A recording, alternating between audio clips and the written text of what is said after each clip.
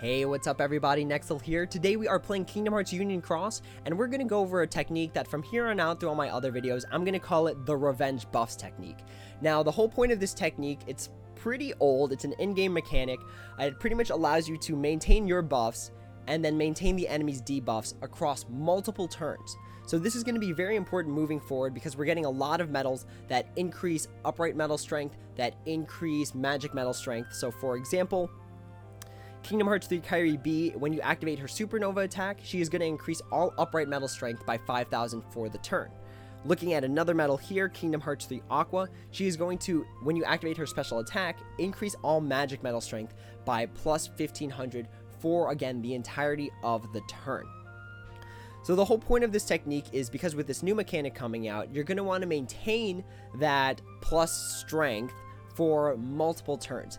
This is very important for medals, especially like Kingdom Hearts 3 Kairi B, where it only does strength for the turn. And it's a supernova attack, meaning that you only get one activation of it per quest. So to be able to maintain it across multiple turns is going to be very helpful for defeating big boss enemies, for defeating groups with a lot of defense, and you just need a lot of strength. So this technique is going to be very helpful for clearing content later on. So there's 3 requirements for this technique to go off. The first requirement is that you have to have a group of enemies with at least one of those enemies having counters. So in this group, we have 2 enemies and they have 2 different types of counters. The red counter that you see above the eliminator, so the red counter that says 3 on above it, that's going to go down with every metal's attack as long as that attack does not have count plus or minus 0.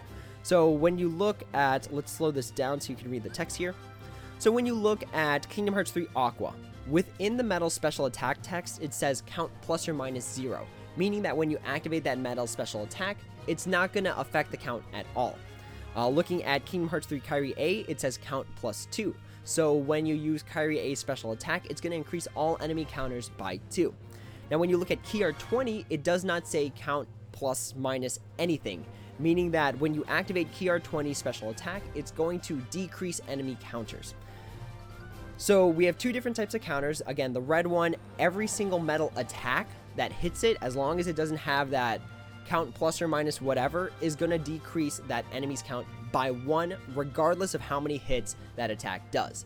The blue counter will go down with every single hit as long as that metal special attack does not have count plus or minus 0. So as long as it doesn't affect count, it's going to decrease the blue counters for the number of hits that the metal is going to do. So let's go ahead and show you that really quickly here with KR20. Alright, so KR20, again, its special attack does 3 hits. Now what we're expecting is to decrease the red counter by 1 and the blue counter by 3. There you go. So as you can see, it did exactly that. So that's going to be very important for this technique to work. The second requirement for this technique is that you have to be able to get that countdown to 0 before the end of your own turn, because for this technique to work, you need HP recovery and second chance. So I guess that's another additional requirement, HP recovery and second chance. So that's the second requirement. Again, you have to be able to get down one of those counters to 0 before the end of your turn. The next requirement is that the enemy has to attack you with an attack that is going to deplete all of your HP.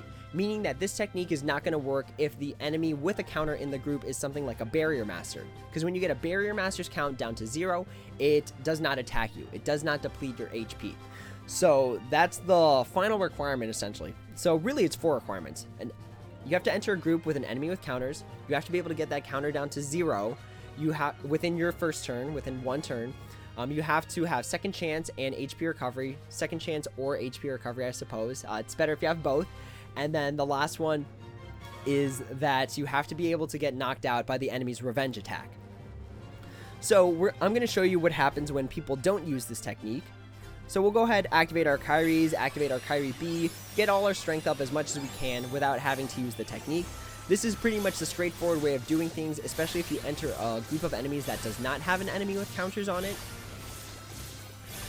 And then by the end of our turn, before activating Kairi B, we are at plus 12,500 strength for our upright magic metals. Because again, Kairi B increases upright strength, and then Aqua increases magic strength. So this is just the normal way of things, especially when you don't have enemies with counters, because again, this technique requires that at least one enemy has counters. Now, as you can see, we lost all of that going into turn 2. So the minute it hit the enemy's turns, we lost that plus 12,500 that we had the previous turn. And then we're just doing less damage this turn. We know we're doing less damage this turn because we're just not hitting the strength that we hit last turn. So let's go ahead and take a look at our strength before we hit Kyrie B. So right now our strength is at 7,500. It is 5,000 less strength than what we had the previous turn, meaning we're just doing less damage than we did before. Now let's go ahead and show you with the technique.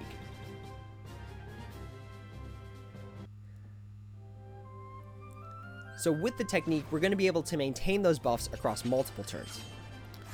So let's go ahead, and this is going to require you to do some math because you have to figure out how many hits you're going to have to do on the enemies to get their counter down to 0 before the end of your turn. So let's go ahead and activate our Kyrie here. And let's actually move the webcam down here because I'm going to need to show you that supernova button too. So now all the enemies, or I'm sorry, the red eliminator has its count at +5. So we'll tap here. We'll tap here. It's down to 3 now. Kingdom Hearts 3 Aqua does not affect counters, so even activating it after activating its special attack, it doesn't decrease that. KR20 will decrease it, so again, the red one goes down regardless of how many hits, as long as that metal special attack does not have count plus or minus 0. So activating KR20 drops it down by 1. We will activate our Kyrie here. Then we'll activate our Nova attack, because that decreases count by 1. And then we will tap with Kyrie. So let's actually activate our Kyrie B. We forgot to do that earlier on. But pretty much, before getting knocked out, before the enemy's turn, we are at 11,500 strength. Now let's go ahead, tap the red enemy. That's going to decrease its counter to 0, and it's going to revenge attack us. And then we're going to have to revive with HP recovery. So after reviving with HP recovery, we maintained all of our buffs, and the enemy maintained all of their debuffs. So as long as the revenge attack doesn't decrease strength or anything like that, you maintain all the buffs and debuffs that you previously had. So we still have that 11,500 strength that we got from the previous turn, which again required the Kingdom Hearts 3 Aqua activation as well as the Kingdom Hearts 3 Kyrie B activation. And we only get that supernova once. So to be able to maintain it over multiple turns is very, very strong. So let's keep going on, and then, oops, messed up there, but let's go ahead and tap here. So our strength just keeps increasing essentially. And it's kind of hard to see, but the red enemy does have a 3 above its head, meaning that 3 hits, 3 attacks from a metal are going to drop it down to 0. So let's go ahead and activate KR20. Let's go ahead and we're going to tap twice with Kyrie here. So tap and tap. Second chance activates. We still maintain the buffs that we had the previous turn. So again, you only get 2 revivals. So this last turn, you just want to go all out. You want to use all your metal activations as long as, like, again, you don't get revenge countered by something. You want to use all your supernovas here because you're not living after this turn. You pretty much cannot because you have 1 HP recovery and 1 second chance. But look at it. By the end of this, we are at plus 25,000 strength for upright magic metals. Because again, Kyrie B only works on upright metals, and then Kingdom Hearts 3 Aqua only works on magic metals. But we are at twice the strength that we were before. I'm sorry, twice the strength buff that we were at the first turn. And that's going to be very, very important for clearing content. It's going to be very, very important moving forward because we have all these metals like Kyrie B, like Kingdom Hearts 3 Aqua, like Ultimate Form Sora, that are going to permanently increase the metal strength for the turn. So I hope this helps you clear a lot of content. Again, I'm going to be calling it the Revenge Buffs method. And I hope this helps you clear content. This is going to be helpful for enemies like this where you have lots of groups of enemies with high defense. It's going to be important for big beefy boss enemies like Genie Jafar, like any of the Organization 13 members that have a very high amount of HP. So hopefully this helps you clear some content. Hopefully this is a method you keep in the back of your mind. It's kind of using the game's in-game mechanics to benefit you. And anything that you can do to benefit you is going to help you later down the line. Alright, with that being said, that is the end of this little explanation Shout out to Ruben for reminding me of this, and then I had to make a video so that I can keep it for, you know, the future. I can reference it in other videos. So shout out to Ruben in my party for reminding me of this technique. Hopefully, again, it helps you clear some content. Hopefully you keep it in mind moving forward when you have very difficult enemies and you have things like Ultimate Form Sora, which everyone should have with pretty much extra attack on it. Hopefully, fingers crossed. We don't want to jinx ourselves. But moving forward, again, hopefully it's a technique that helps you get to where you need to be. With that being said, that is the end of this video. Thank you all so much for watching. If you have any questions, comments, or concerns, feel free to drop them down in the comments below, and I'd be happy to answer when I have the time. But as always, everyone, until next time, take it easy.